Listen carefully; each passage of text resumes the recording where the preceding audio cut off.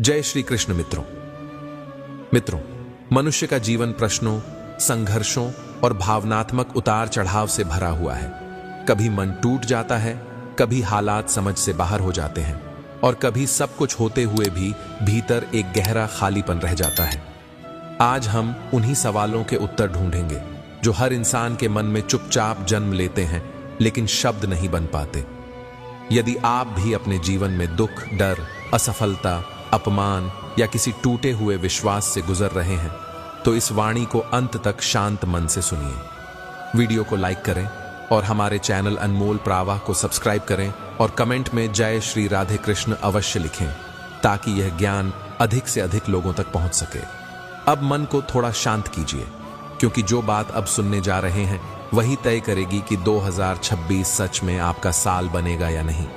मनुष्य अक्सर यही कहता है, मैंने सब कुछ सही किया फिर भी मेरे साथ गलत क्यों हुआ। मैंने किसी का बुरा नहीं चाहा फिर भी मुझे ही क्यों चोट मिली। मैं मेहनत करता रहा फिर भी फल किसी और को क्यों मिला। यही वह जगह है जहां अधिकतर लोग टूट जाते हैं। यहीं वे भगवान से सवाल करने लगते हैं और यहीं से उनका धैर्य समाप्त होने लगता है। लेकिन श्री कृष्ण कहते हैं, समस्या यह नहीं है कि तुम्हारे साथ क्या हो रहा है, समस्या यह है कि तुम उसे किस दृष्टि से देख रहे हो। महाभारत के युद्ध से पहले अर्जुन भी इसी भ्रम में थे। सामने अपने ही लोग थे, अपनों के विरुद्ध शस्त्र उठाने का भय था, हाथ कांप रहे थे, मन अशांत था। अर्जुन ने कहा, हे केशव, मैं युद्ध नहीं कर सकता, यह पाप है, यह विनाश है। तब श्री कृष्ण ने कोई सांत्वना नहीं दी, कोई झूठा आश्वासन नहीं दिया। उन्होंने जीवन का सबसे कड़वा लेकिन सबसे सच्चा सत्य कहा। उन्होंने बताया, कर्म से भागना समाधान नहीं है, कर्म से भागना ही सबसे बड़ा पाप है। तुम्हारा अधिकार केवल कर्म पर है, फल पर नहीं। यही वह एक बात है जिसे यदि तुमने सच में समझ लिया तो 2026 तुम्हारा साल बन जाएगा। क्योंकि अधिकतर लोग फल की चिंता में कर्म करना ही छोड़ देते हैं। जब फल नहीं मिलता तो वे टूट जाते हैं, जब देर होती है तो वे भगवान पर संदेह करने लगते हैं। लेकिन श्री कृष्ण की दृष्टि अलग है। वे कहते हैं, जो आज तुम्हें खोता हुआ दिख रहा है वही तुम्हें भीतर से तैयार कर रहा है। जो आज तुम्हें चुप कर रहा है वही कल तुम्हें स्थिर बनाएगा। द्रौपदी को देखिए, उसके साथ अन्याय हुआ, सभा में अपमान हुआ, कोई आगे नहीं आया। भीष्म मौन रहे, द्रोण चुप रहे, पांडव असहाय खड़े रहे। उस क्षण यदि द्रौपदी ने यह सोच लिया होता कि भगवान कुछ नहीं कर रहे तो उसका विश्वास टूट जाता। लेकिन द्रौपदी ने एक बात नहीं छोड़ी, समर्पण। और वही समर्पण उसका कवच बन गया। श्री कृष्ण ने तुरंत युद्ध नहीं किया, उन्होंने तुरंत न्याय नहीं दिया, लेकिन उन्होंने यह सुनिश्चित किया कि अधर्म का अंत निश्चित हो। यही कारण है कि न्याय देर से मिला लेकिन पूर्ण मिला।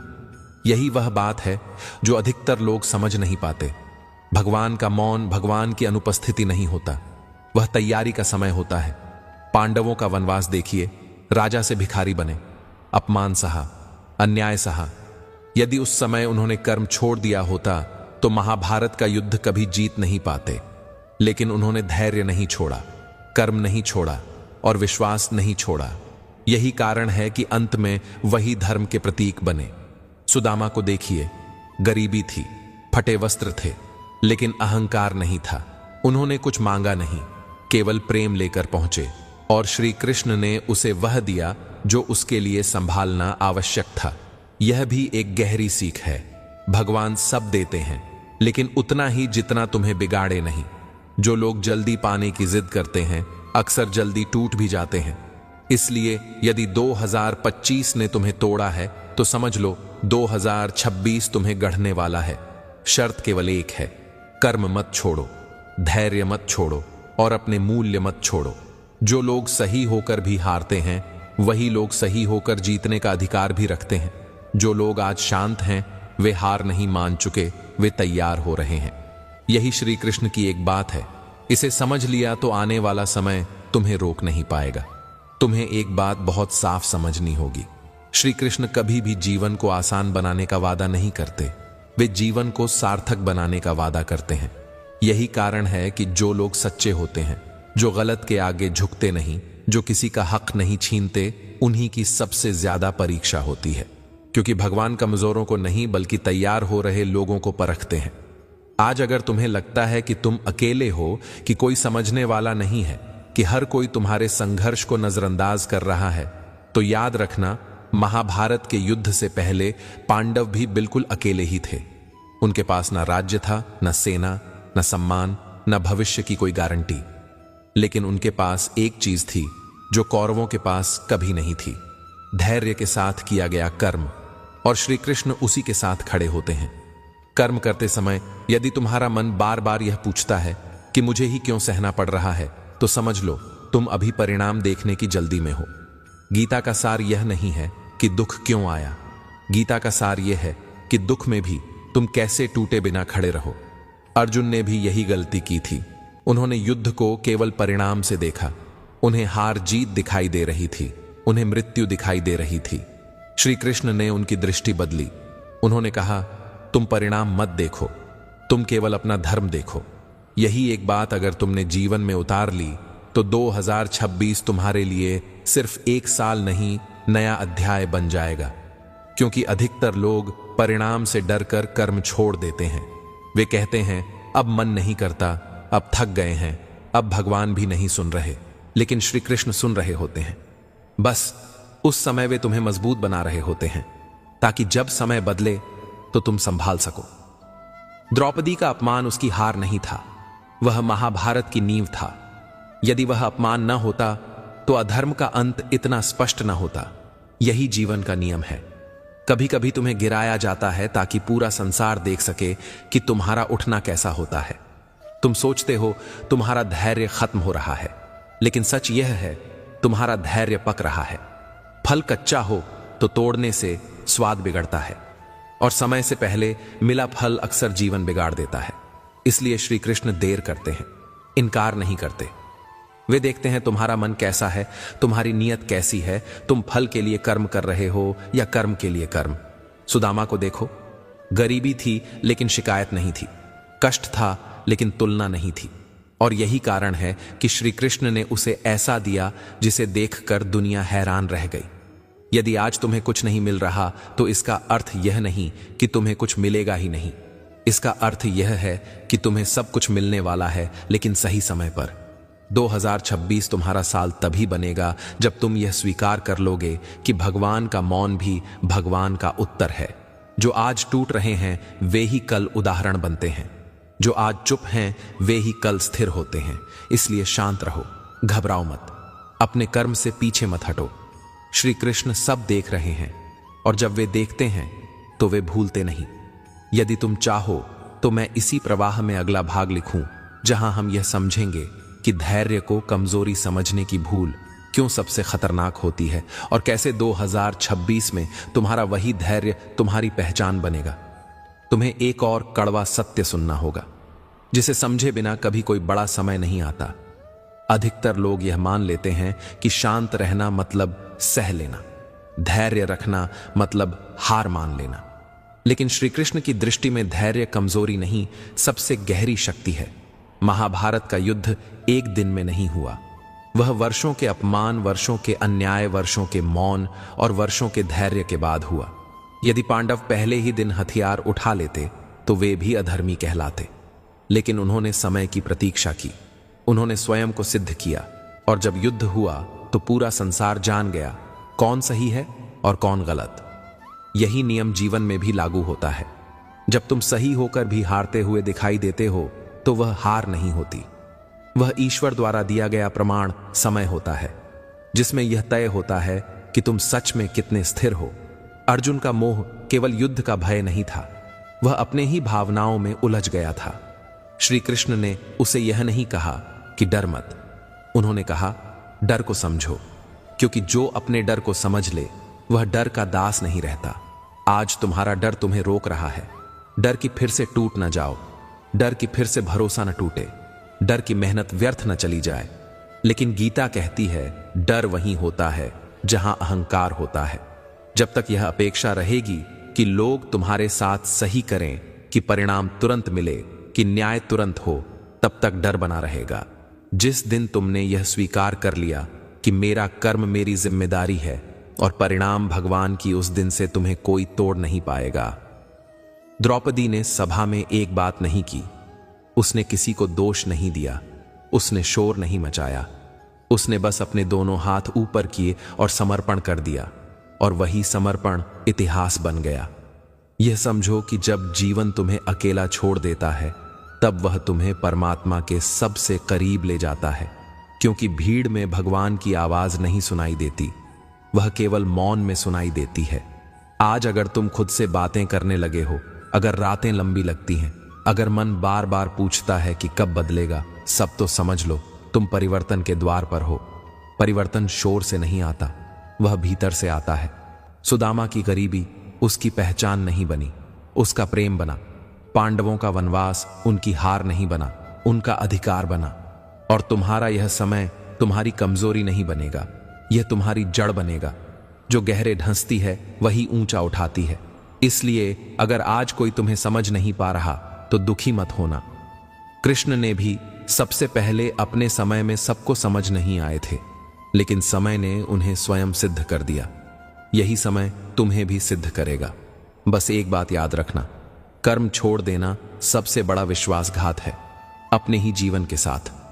2026 तुम्हारा साल किसी चमत्कार से नहीं बनेगा, वह बनेगा तुम्हारे रोज के धैर्य से, तुम्हारी रोज की ईमानदारी से और तुम्हारे रोज के कर्म से। और जब वह समय आएगा तो तुम्हें सफाई नहीं देनी पड़ेगी, तुम्हारी शांति खुद बोल उठेगी। श्री कृष्ण सब देख रहे हैं, और जो वे देखते हैं उसे वे अधूरा नहीं छोड़ते। यदि चाहो तो मैं आगे लिखूं कि कैसे भगवान सबसे पहले हमसे सहन शक्ति बढ़वाते हैं और फिर हमें वह सौंपते हैं जिसके हम योग्य बन चुके होते हैं। तुम यह भी समझो कि भगवान जब मौन रहते हैं तो वह अनदेखा करना नहीं होता, वह भीतर तैयारी करवाना होता है। जैसे धनुष पर प्रत्यंचा पीछे खींची जाती है, बाहर से देखने वाले को लगता है सब रुक गया है, पर उसी खिंचाव में तीर की दिशा तय होती है। अभी जो खिंचाव है वही तुम्हारी दिशा तय कर रहा है। अधिकतर लोग यहां टूट जाते हैं क्योंकि वे परिणाम को अपने समय से बांध लेते हैं। गीता कहती है, समय तुम्हारे अधीन नहीं है, लेकिन तुम्हारा धैर्य पूरी तरह तुम्हारे अधीन है। जो व्यक्ति अपने धैर्य को खो देता है वह सही होकर भी गलत मोड़ पर चला जाता है। महाभारत में देखो, कौरवों के पास सेना भी थी, शक्ति भी थी, राज्य भी था, पर एक चीज नहीं थी, संयम। और पांडवों के पास शुरुआत में कुछ भी नहीं था, सिर्फ विश्वास था और श्री कृष्ण पर भरोसा। यही अंतर होता है अस्थाई जीत और स्थायी विजय में। आज तुम्हारे जीवन में जो लोग आगे दिख रहे हैं, जो बिना कर्म के फल लेते दिख रहे हैं, उन्हें देखकर अपने मन को मत तोड़ो। गीता स्पष्ट कहती है, हर फल तुरंत नहीं मिलता, लेकिन कोई भी फल छूटता भी नहीं। जो जल्दी मिला वह जल्दी छिन भी जाता है, जो देर से मिला वह स्थिर होता है। इसलिए भगवान अच्छे लोगों को जल्दी नहीं देते, वे पहले उन्हें तैयार करते हैं। तैयार किस लिए? सिर्फ पाने के लिए नहीं, संभालने के लिए। क्योंकि जो व्यक्ति संभालना नहीं जानता उससे छीनना सबसे आसान होता है। अर्जुन से कृष्ण ने कहा था, यदि तू युद्ध नहीं करेगा तो तू अपने धर्म से भागेगा, और यदि तू युद्ध करेगा तो परिणाम मेरी जिम्मेदारी। यही एक बात यदि तुम समझ लो तो 2026 ही नहीं, पूरा जीवन बदल सकता है। कर्म तुम्हारा है, परिणाम भगवान का। तुम्हें बस अपने हिस्से का काम पूरी ईमानदारी से करना है। ना बदला लेना है, ना तुलना करनी है, ना खुद को कम समझना है। जो आज तुम्हें नजरअंदाज कर रहे हैं, कल वही तुम्हारी शांति देखकर चुप हो जाएंगे, क्योंकि शांति सबसे भारी उत्तर होती है। द्रौपदी ने सभा में एक भी शस्त्र नहीं उठाया, लेकिन उसकी लाज बचाने स्वयं कृष्ण आए। इसलिए याद रखना, जब तुम्हारे पास कोई रास्ता नहीं दिखता, तब भगवान का रास्ता खुल रहा होता है। और जब तुम्हें लगता है सब खत्म हो गया, तब वास्तव में कुछ शुरू होने वाला होता है। शांत रहो, श्री कृष्ण सब देख रहे हैं, और जो वे देखते हैं उसे वे अधूरा कभी नहीं छोड़ते। और यह भी समझो कि श्री कृष्ण केवल देखने वाले साक्षी नहीं हैं, वे भीतर भीतर तुम्हें गढ़ भी रहे हैं। जैसे कुम्हार मिट्टी को बार बार चाक पर पटकता है, मिट्टी को लगता है यह तोड़ रहा है, पर कुम्हार जानता है इसी चोट से आकार निकलेगा। आज जो चोटें तुम्हें अनावश्यक लग रही हैं, वे ही तुम्हारे भीतर संरचना बना रही हैं। जीवन में सबसे बड़ा भ्रम यही है कि जो सुख दे वही अच्छा है, और जो दुख दे वही बुरा है। गीता इस भ्रम को तोड़ती है।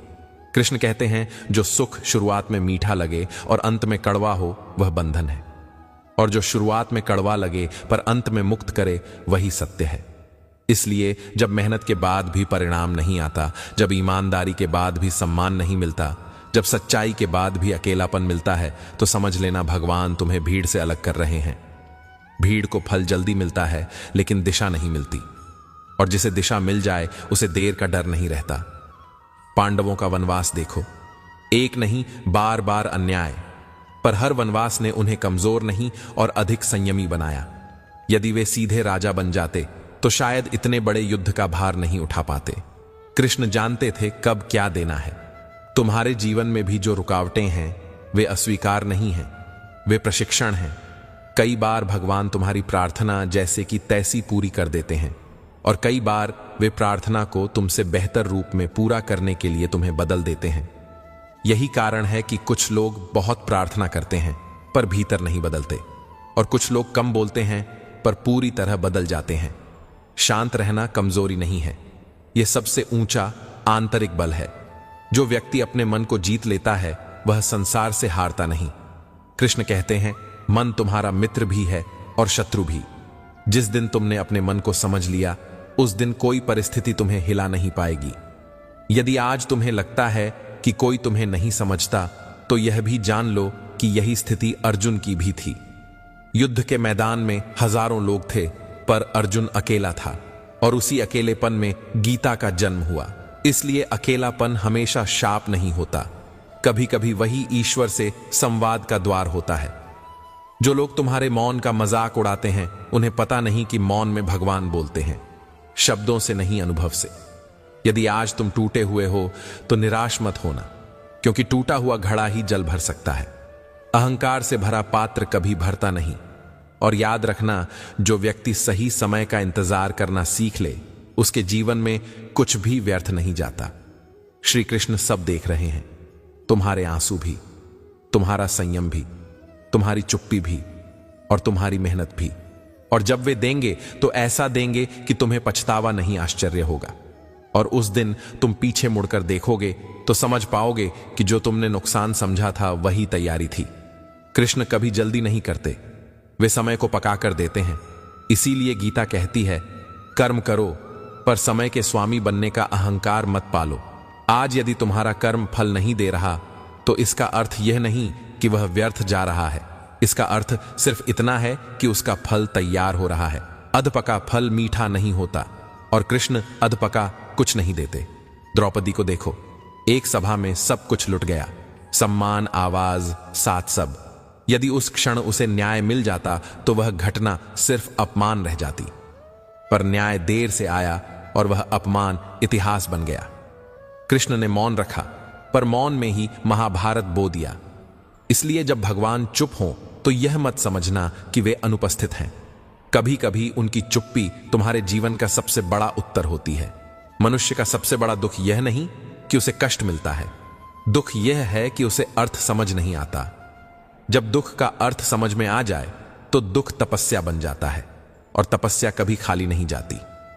कृष्ण कहते हैं, जिसने धैर्य सीख लिया उसने आधी लड़ाई जीत ली, क्योंकि संसार तुम्हारी ताकत से नहीं तुम्हारे धैर्य से थकता है।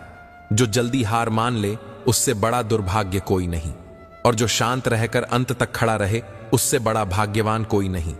आज यदि 2025 ने तुम्हें तोड़ा है तो 2026 तुम्हें पहचान देगा, पर शर्त एक ही है, तुम्हें कृष्ण की एक बात समझनी होगी, तुम परिणाम नहीं हो, तुम प्रक्रिया हो। जब तक तुम खुद को परिणाम से तौलते रहोगे तब तक डरते रहोगे, और जिस दिन तुमने खुद को प्रक्रिया मान लिया उस दिन डर टूट जाएगा। कृष्ण अर्जुन से यही कहते हैं, तुम जीतने के लिए मत लड़ो, तुम धर्म के लिए लड़ो। जीत अपने आप आएगी। जीवन में भी यही नियम है, जो सिर्फ पाने के लिए चलता है वह अक्सर खो देता है, और जो सही होने के लिए चलता है वह देर से सही पर स्थायी रूप से पाता है। यदि आज तुम्हारे पास साथ देने वाले कम हैं तो दुखी मत होना, यह भी एक छंटनी है। कृष्ण भी हर किसी को अपने साथ नहीं रखते, वे सिर्फ उन्हें रखते हैं जो बोझ नहीं बनते बल्कि युद्ध में साथ खड़े होते हैं। इसलिए कम लोग लेकिन सच्चे लोग भगवान की देन होते हैं। और याद रखना, जो तुम्हारे संघर्ष के समय तुम्हें छोड़ गया उसने तुम्हारे भविष्य से अपना अधिकार खो दिया। तुम्हें किसी से बदला नहीं लेना, समय ले लेगा। तुम्हें किसी को साबित नहीं करना, कर्म कर देगा। और तुम्हें किसी से न्याय नहीं मांगना, कृष्ण दे देंगे। बस तुम शांत रहो। शांत रहो जब लोग गलत समझें, शांत रहो जब मेहनत दिखे नहीं, शांत रहो जब फल रुका हो, क्योंकि शांति वही भूमि है जहां से कृपा अंकुरित होती है। और एक दिन जब सब कुछ बदलेगा तो तुम समझोगे कि श्री कृष्ण सच में सब देख रहे थे, और उस समझ के बाद तुम्हारा स्वभाव बदलने लगेगा।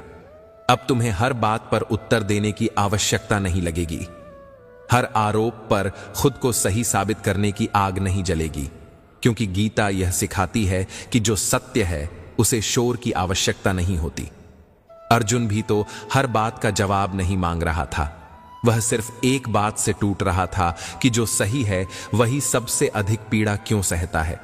तब कृष्ण ने उसे यह नहीं कहा कि संसार निष्पक्ष है, उन्होंने कहा संसार कर्म के अधीन है और कर्म भाव से बंधा होता है।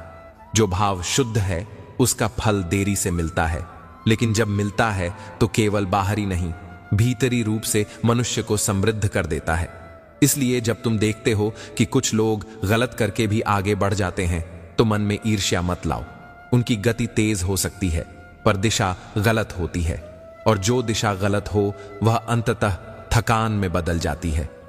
कृष्ण कभी सीढ़ी खींच कर नहीं चढ़ाते, वे अंदर से उठाते हैं। इसीलिए उनके साथ चलने वाला धीरे चलता है पर गिरता नहीं। आज यदि तुम्हारे जीवन में एकांत बढ़ रहा है तो समझ लेना भीतर की आवाज जग रही है। भीड़ में आत्मा कभी नहीं बोलती, वह तो शांति में ही अपनी बात कहती है। अकेलापन हमेशा अभिशाप नहीं होता, कभी कभी वही सबसे बड़ी दीक्षा होता है। पांडवों का वनवास केवल दंड नहीं था, वह तैयारी थी।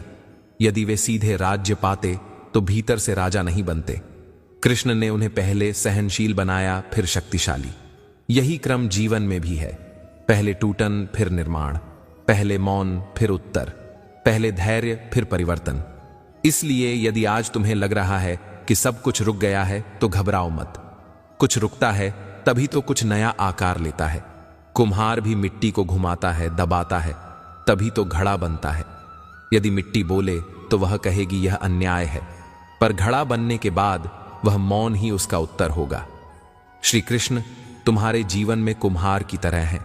दबाव इसलिए नहीं कि तुम्हें तोड़ दें, दबाव इसीलिए कि तुम्हें व्यर्थ फैलने से बचा ले।